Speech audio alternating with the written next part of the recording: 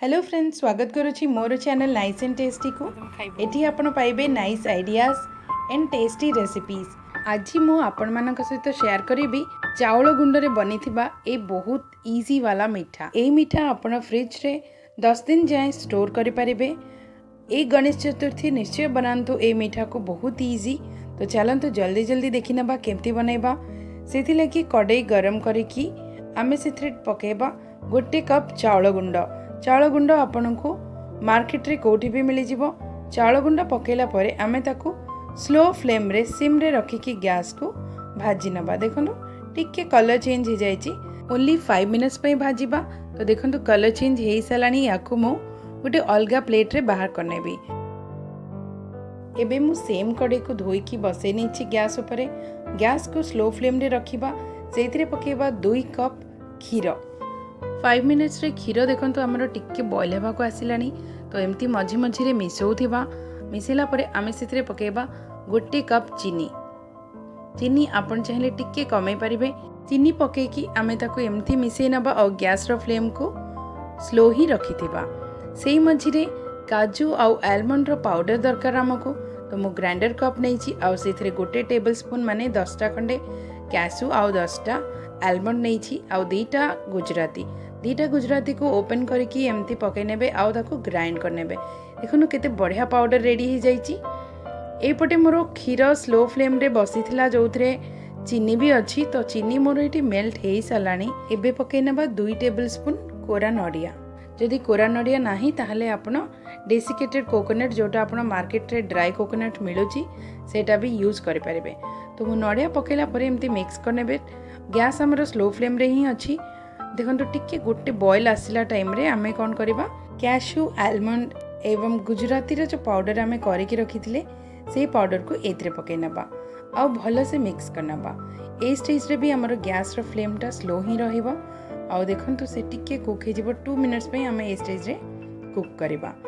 Friends, जदि आपण मोर channel रे नुआ अछंती ताहले सब्सक्राइब एबे करि नियंतु। एठी देखंतु 2 मिनिट रो कुकिंग टाइम हे सलानी। एबे पकेबा फूड कलर जगह मु पकाउछि इम्यूनिटी बूस्टिंग पाई हळदी गुंड 1/4 स्पून हळदी गुंड ए स्टेज रे पकै नबा।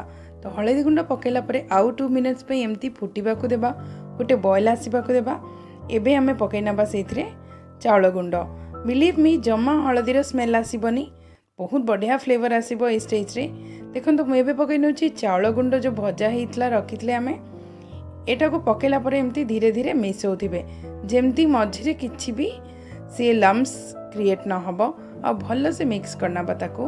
देखंतु इस स्टेज रे भलो से मिक्स करना बा। फ्रेंड्स, गैस रो फ्लेम को हमें स्लो ही रखिबा आ एमती मिसौथिबा जेते पर्यंत सी एमती थिक हे जायनी, माने गाढ़ा हे जायनी। जेमती देखंतु ए स्टेज रे पकेबा 2 टेबल स्पून देसी घियो पके कि भलो से एमती मिक्स करिवे जेते पर्यंत सी आउ टिके गाढ़ा हे जायची। तो ए स्टेज रे मिनिमम हमको 5 मिनट स्लो फ्लेम रे एमती मिक्स करिया को पड़िबो। तो देखंतु फाइनली से गोटे बहुत बढ़िया डो प्रिपेयर हो जाइची। लास्ट रे मु घियो हाथ हो कि चेक करछि। देखंतु गोटे राउंड शेप हो जाउची। डो को हमें बाहर करना बा अलगा गोटे बाउल को बाहर करी कि सेटा को हमें ठंडा हबा को देबा। सेई पटे मु गार्निशिंग पई किछि काजू फ्राई करनैची। देखंतु तो घियो रे काजू फ्राई करनेबे आउ डेकोरेटिंग पई डेसिकेटेड कोकोनट जो अच्छी सेटा भी मु रेडी करनैची। एमती हाथ रे घियो लगे कि चाउल आटा रे बनी थिबा जो डो अच्छी सेटा को छोटो छोटो बॉल करके नेबा। से छोटो बॉल साइज रे नेबा। आपण चाहिले को भी शेप रे करि परिबे, सिलिंडर शेप करि परिबे या तो राउंड शेप करि परिबे। देखंतु सिलिंडर शेप ले आपण एमती करके गार्निश करिवे।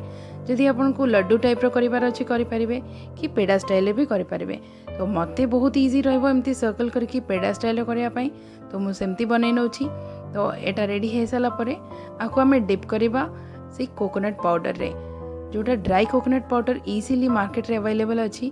देखंतु एबे मझिरे गोटे लगेबा गोटे काजू। देखंतु केते बढ़िया देखा जाउची, जेमती मार्केट रो डेकोरेटिव स्वीट बहुत बढ़िया देखा जाउची। सेही मझिरे मु सब गुडा मिठा करि सारची। देखंतु पेड़ा स्टाइल रे करिकि ताको कोकोनट रे डिप करिकि मझिरे काजू लगे कि आमे सब गुडा मिठा करना बा। सिंपल एंड इजी चाउल गुंडरे बनी थिबा ए ब्यूटीफुल मिठा को आपण निश्चय बनेबे ए पूजा रे।